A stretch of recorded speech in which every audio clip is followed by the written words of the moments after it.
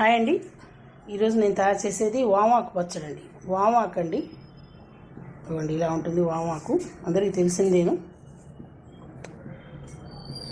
వామాకు పచ్చడి అండి. వామాకు ఈ బేసన్ తీసుకున్నాను నేను.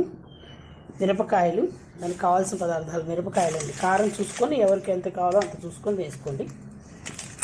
చింతపండు,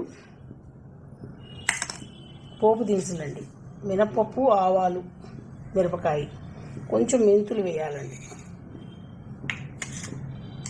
రుచికి సరిపడా ఉప్పు, పసుపు, నూనె, ఇంతేనండి. స్టవ్ వెలిగించుకొని ప్యాన్ పెట్టుకున్నాను.